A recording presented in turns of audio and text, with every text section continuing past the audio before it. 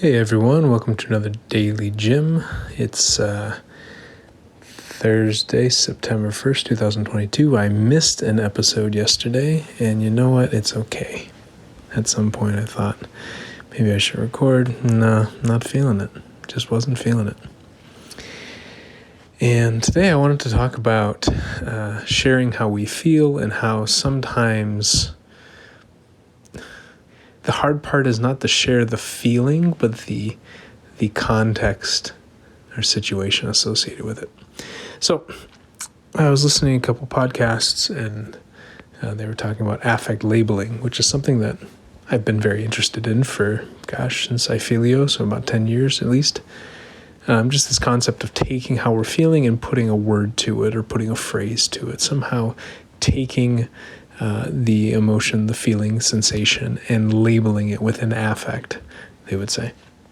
And there's been some evidence of how it helps us reduce stress or whatnot, and frustrated me a little bit when I was listening to the podcasts, or a couple of them, because they seem to speak with such certainty about how this always helps and it will make your life magical and it will rid you of conflict. And as you can tell, I feel a bit annoyed when people express kind of blatant certainty or this level of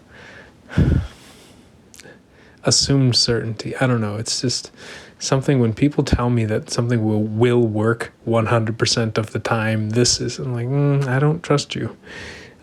So anyways, but what I wanted to talk about was how a lot of the conversation was about saying how we feel. And, how do you feel right now? Maybe you're feeling excited, maybe you're feeling tired, maybe you're feeling confused, maybe you're feeling grateful, maybe you're feeling who knows what. Maybe you're feeling something in a different language, if you're to label it. But how much information does that really convey, and how different is that from what's actually going on our face? I mean, how hard is it for us to glean how somebody is feeling? Is that the real hard thing for us to interpret? And is that one of the things that scares us to say to somebody else? So if you ask me how I'm feeling, I could say I feel sad. You could ask me how I'm feeling, I could say I feel tired. You can ask me how I'm feeling, I could say I'm feeling motivated or whatever. But those in themselves don't really reveal too much information. Okay, I feel sad. Sad about what? Okay, I feel tired. Tired from what? Oh, you feel motivated. Motivated to do what? And so a lot of those contexts attached to those emotions, the thoughts, the beliefs, the actions, the situation, the environment, the smell, the sensation, or whatnot, those can provide so much more information. And I think those are things that we often, at least I often, struggle to communicate out of fear of exposing way too much. Fear of I don't necessarily want people to know everything that's going on with me. I mean, I do for some people, and for some other people, it's I'm a little afraid to. I can tell you I'm angry. I don't care if I tell you I'm angry, but if I tell you why I'm angry or the thing I'm associating with that anger, it can reveal so much. And so when, I hear people say, oh, how are you feeling? Or you need to tell people how you're feeling. I say, yeah, okay, yeah, tell me how you're feeling. Also, I'm curious, what are you associating with it? And I don't know if people talk about that much, at least in terms of these meta conversations on whether we should talk about these emotions. And it's something I personally struggle with lately. Just wondering, how much do I share with family members? How much do I share with friends about romance or work or physical health or many of these different contexts that cause a lot of the emotions, finance? And how much do I open up and share about those topics as they relate to the emotions that I'm feeling, the things that I'm feeling? And I think that's where we start talking. That's where I start talking more and more about proper vulnerability. You want to be vulnerable? Don't just tell me you're sad. Tell me what you're thinking about when you're sad. Tell me what's going through your mind. Tell me the thoughts and the visions and the smells, and give me the full three-dimensional